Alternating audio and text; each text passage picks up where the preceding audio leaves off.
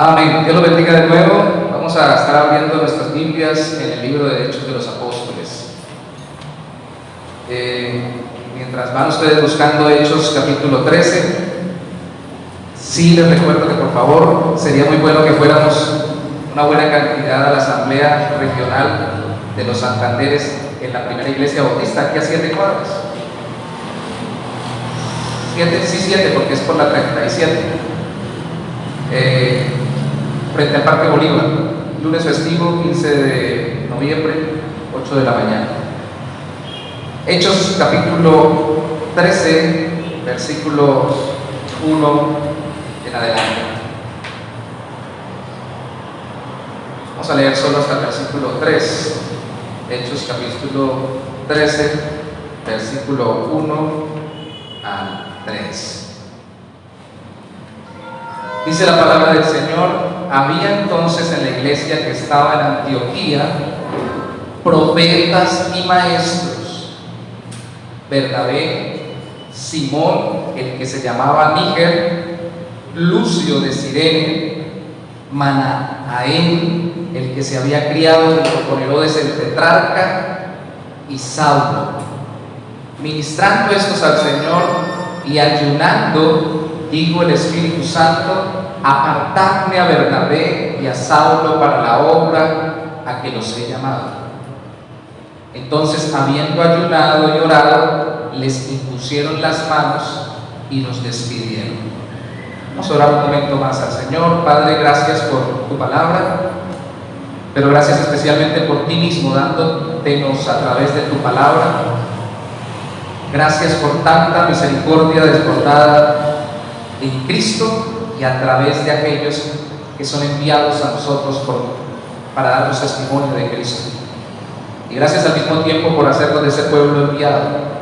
Enviaste a Cristo, Cristo envió a los apóstoles, y no solamente envió a los apóstoles, sino que envió al Espíritu Santo para dirigir, guiar, capacitar a los apóstoles, y ahora nosotros somos enviados también en el nombre de Cristo por la guía y poder del Espíritu Santo, para que muchos conozcan de ti y sean salvos y se reconcilien contigo.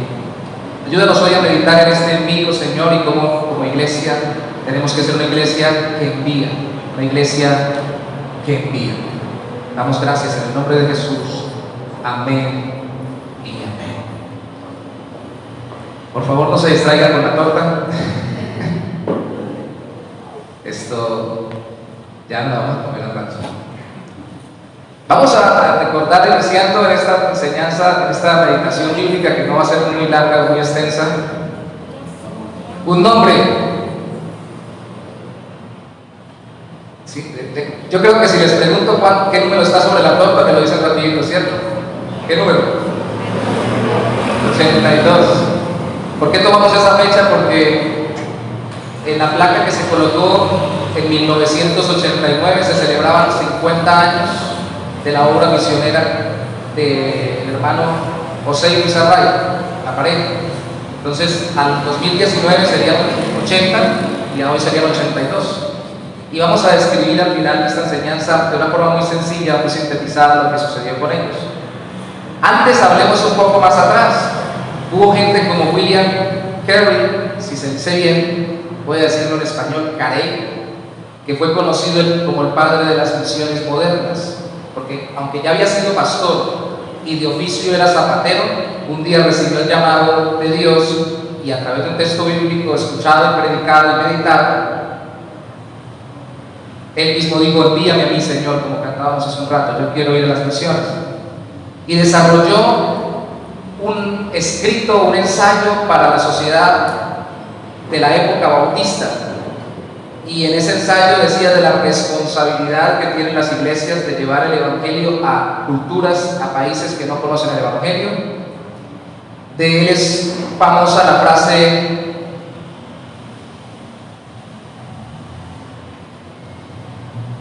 que no se lo olvide. Me acuerdo de la segunda parte. La primera es: espera cosas grandes de Dios, intentas cosas grandes para Dios.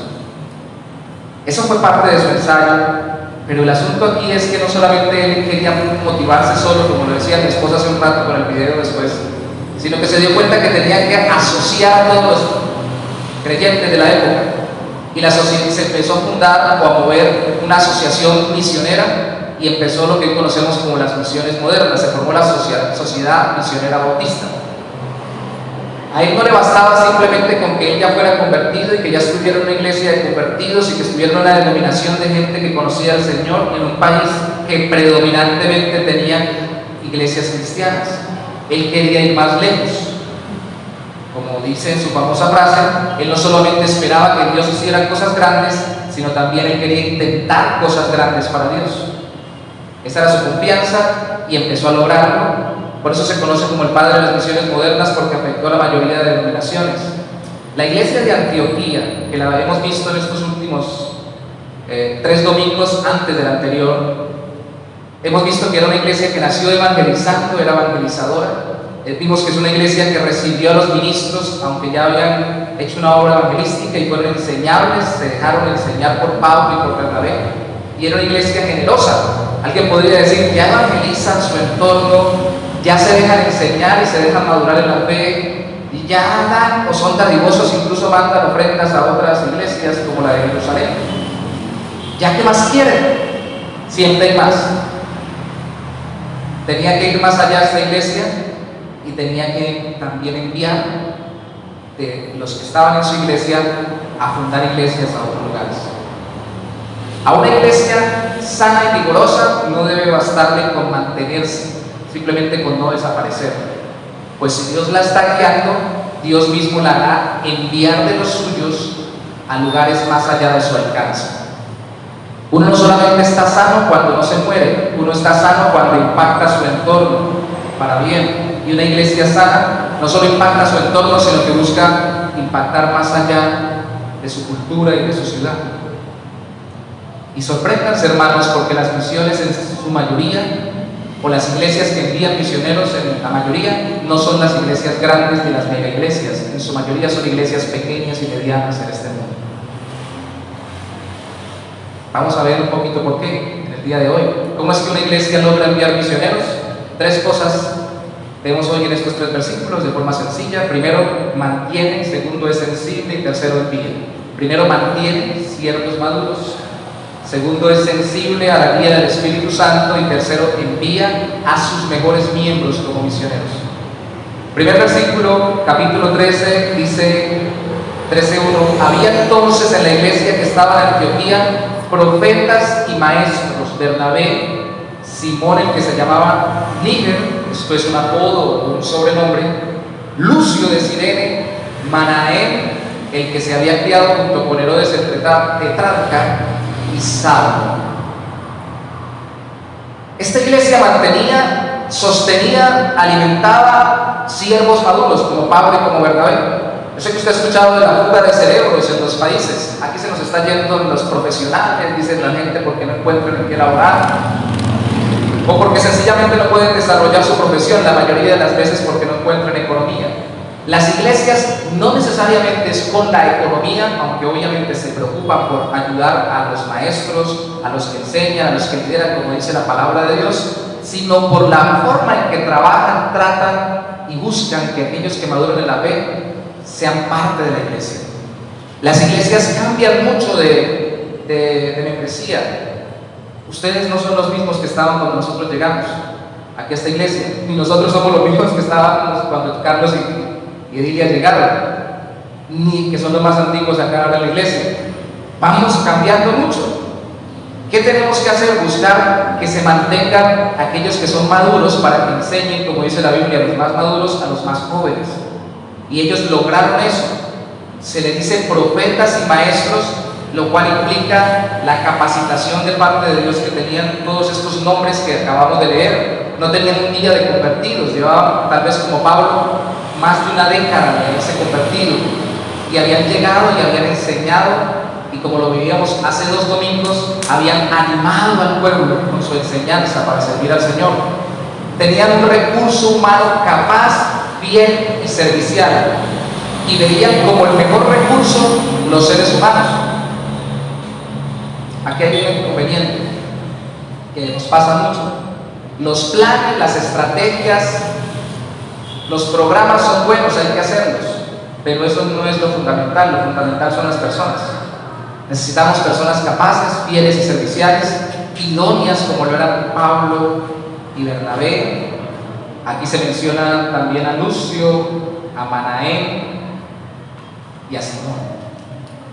Mantenía siervos maduros porque sabía esta iglesia que Dios tiene el control soberano de sus siervos.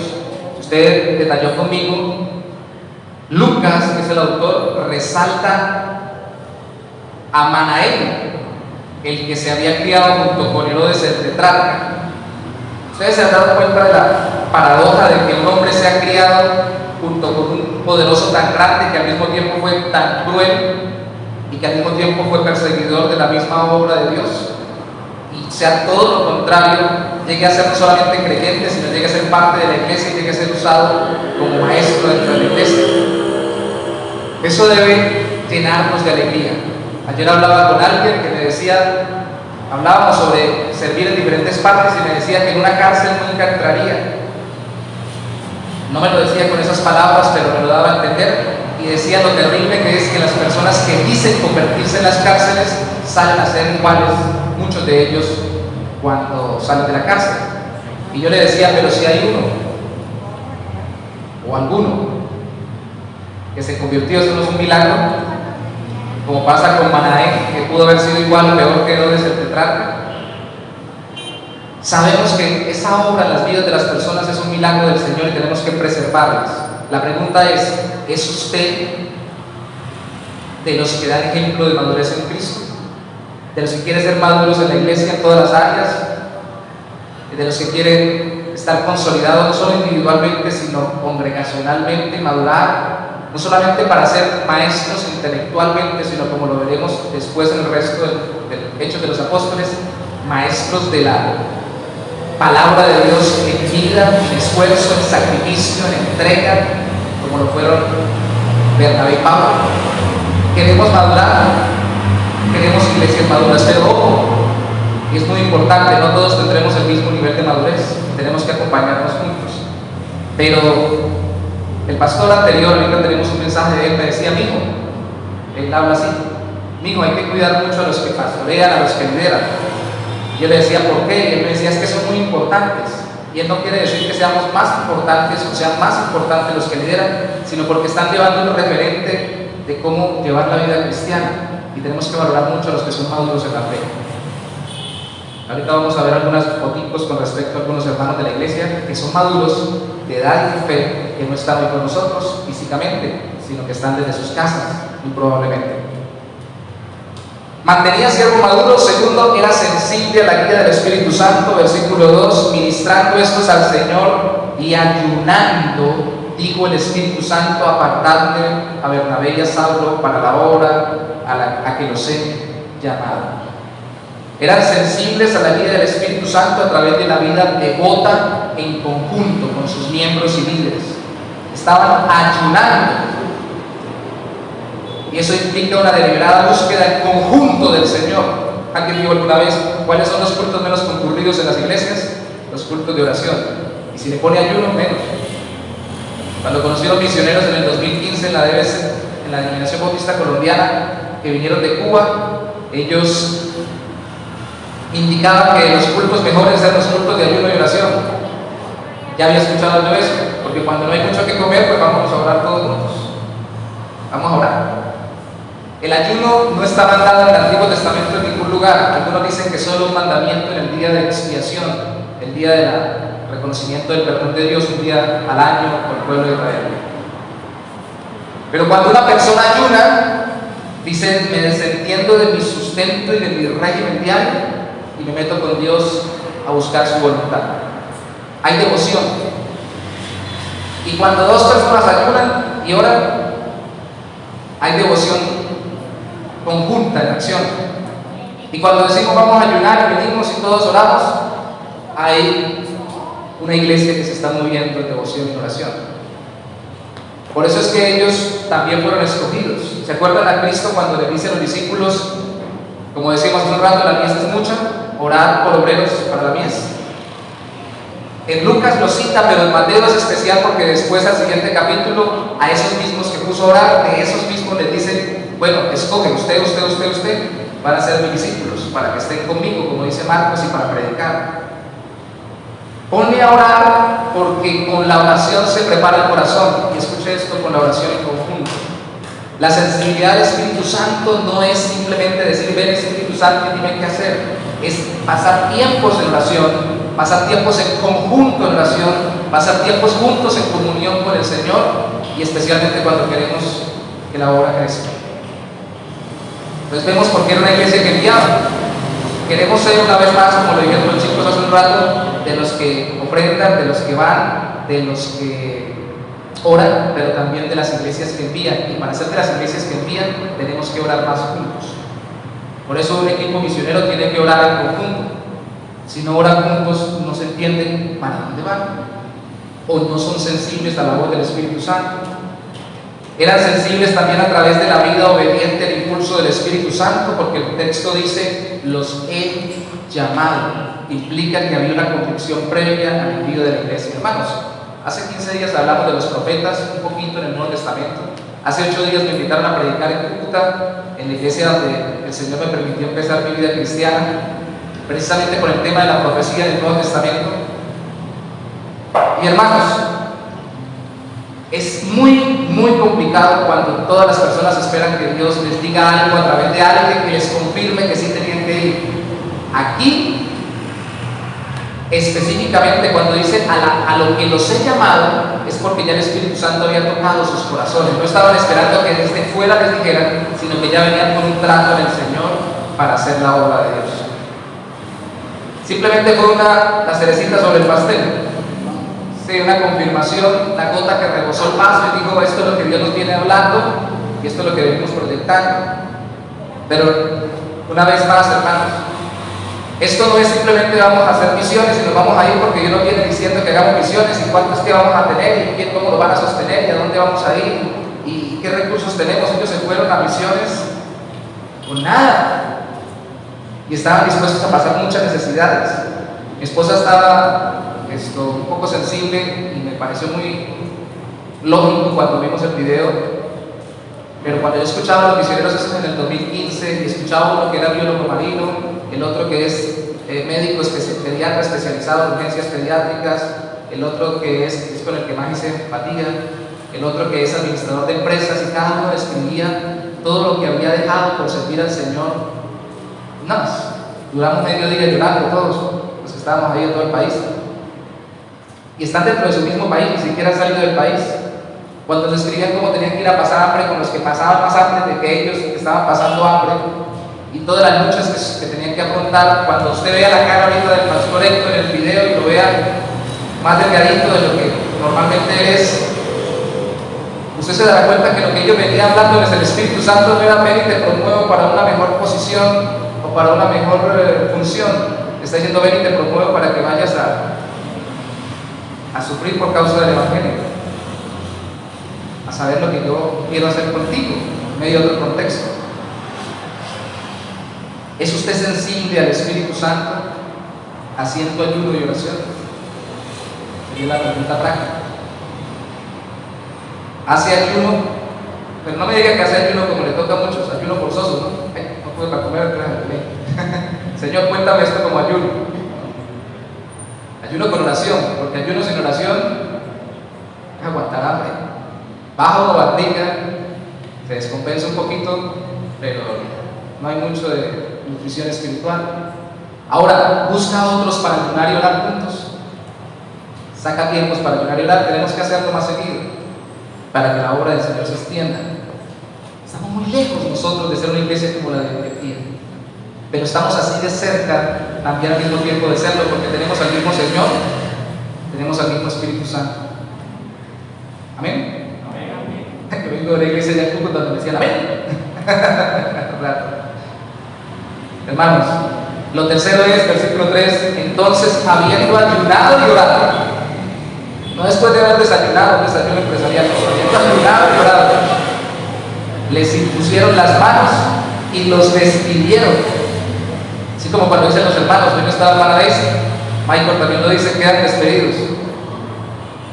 No quiere decir que ya no vuelvan más, quiere decir, les dan el saludo de despedida esperando que Dios los acompañe en su labor.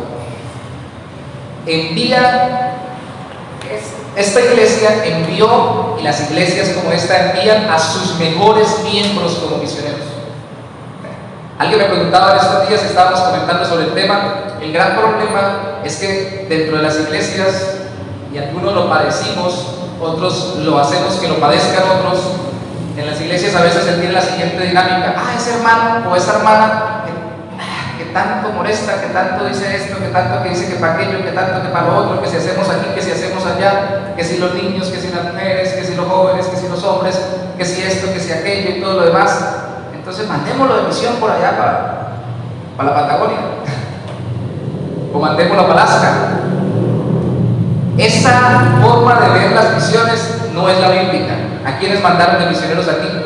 A Pablo y a Bernabé, los mejores junto con los demás de los ministros más maduros que tenían.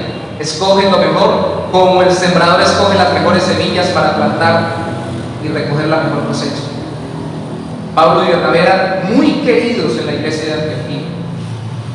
Yo quiero que usted resalte conmigo que dice: les impusieron las manos. Y esto acá y en la carta de Pablo a Timoteo no solo implica que oraran por ellos y esperaran que Dios obrara de una forma especial, que también lo implica, sino implica una ceremonia oficial donde se les estaba enviando de manera más formal, pero al mismo tiempo la imposición de manos era colocar, como dice Pablo en alguna de sus cartas, la diestra de compañerismo. Estamos con usted, hágalo. Yo sé que eso suena muy duro, ¿no? Porque los que se iban eran ellos, pero cuando alguien pone manos sobre mí, me abraza, ya no en el sentido místico de que le pongo la mano para ver si le pasa algo, sino en el sentido sí oro con usted, pero le pongo mi mano sobre usted y digo: vamos a orar, vamos a pedirle al Señor que lo que sea su voluntad lo obre en su vida, y váyanle, Señor. Y quiero comentarles algo. Hoy en día, lamentablemente, una pareja que hice mucho en la iglesia en la que nací, en el Señor, ya no están juntos, lamentablemente se divorciaron.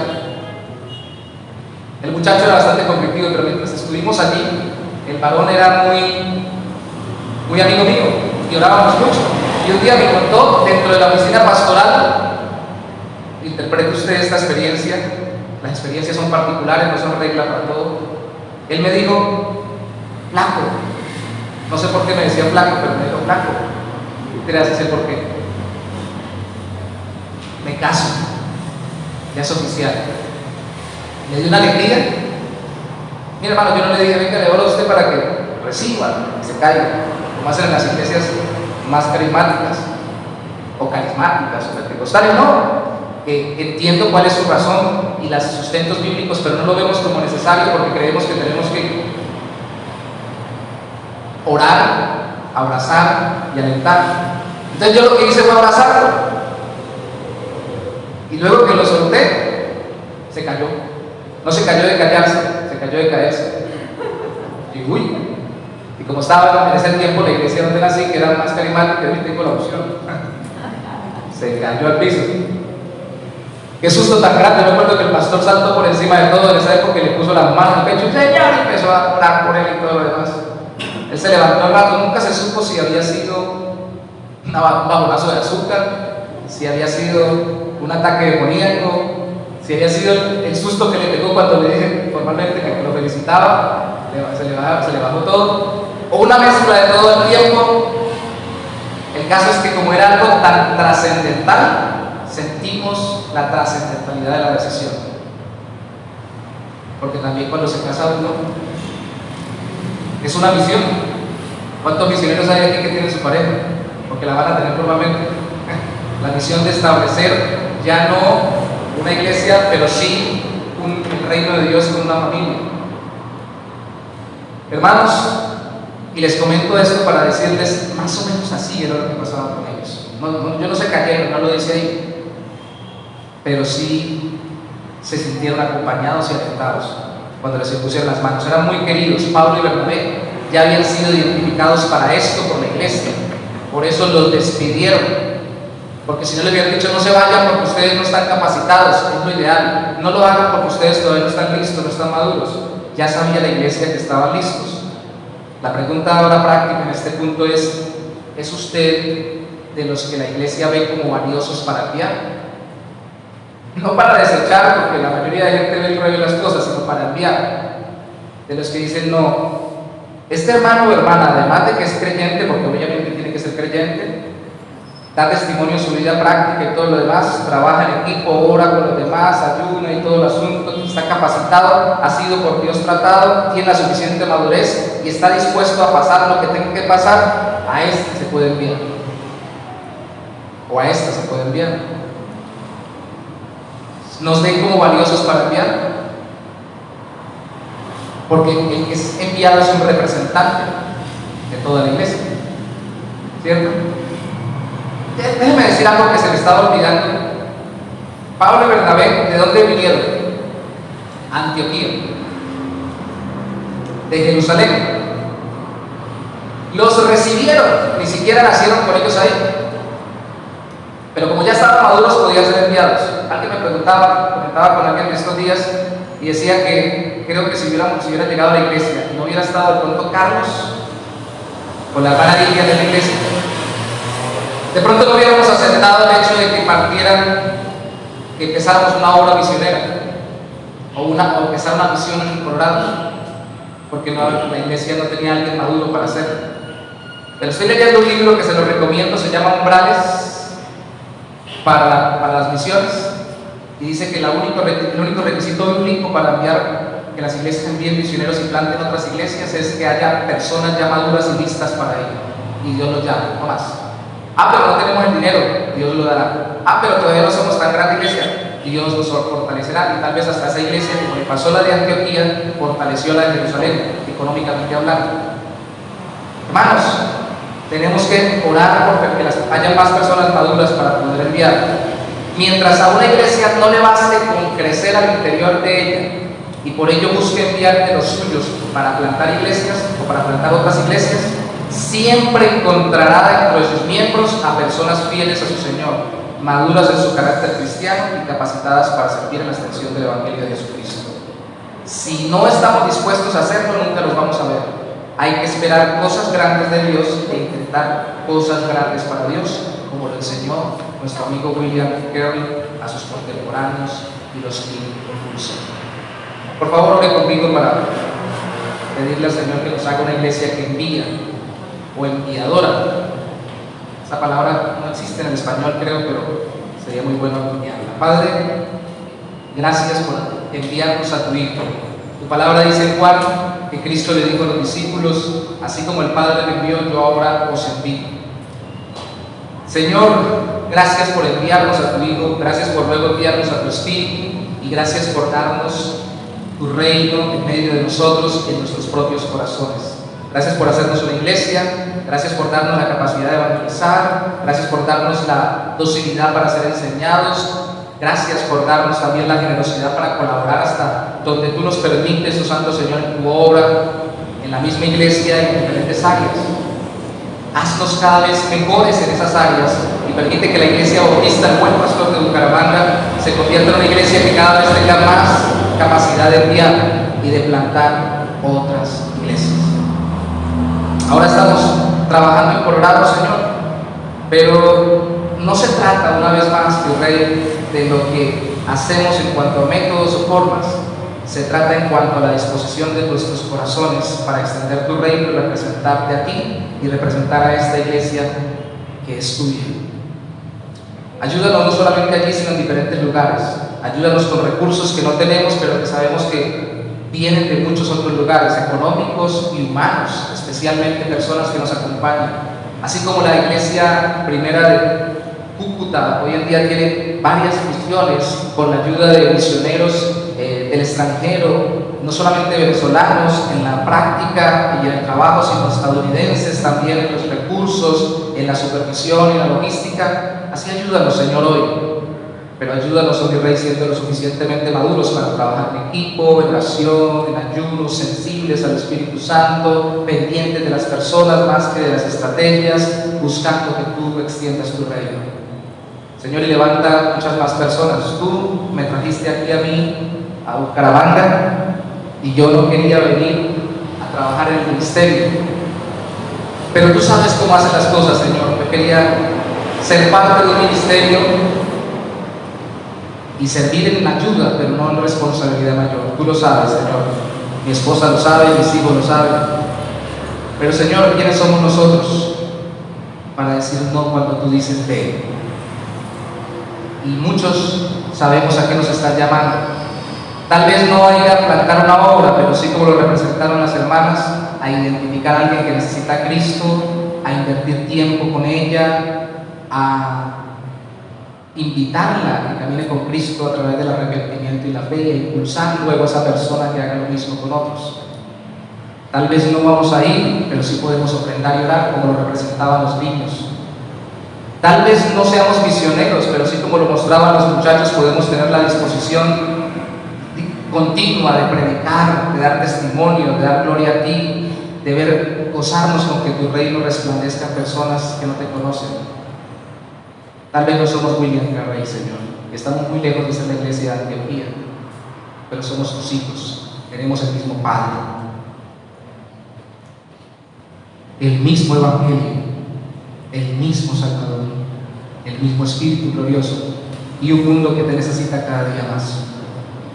Ayúdanos, Señor, como iglesia a madurar, y gracias por todos los que han estado en este proceso hasta el día de hoy y los que vendrán luego de nosotros. ¿Hasta cuándo estaré yo aquí? Tú lo sabes. ¿Hasta cuándo estará mi familia aquí? Tú lo sabes. ¿Hasta cuándo estaremos los que estamos presentes aquí? Tú lo sabes, Señor. Pero tu obra no parará, y aquí o en cualquier lugar tú nos seguirás usando, y aquí con las personas que vayan llegando y se vayan uniendo, tú seguirás haciendo tu obra. Gracias por ello, en el nombre de Jesús. Amén.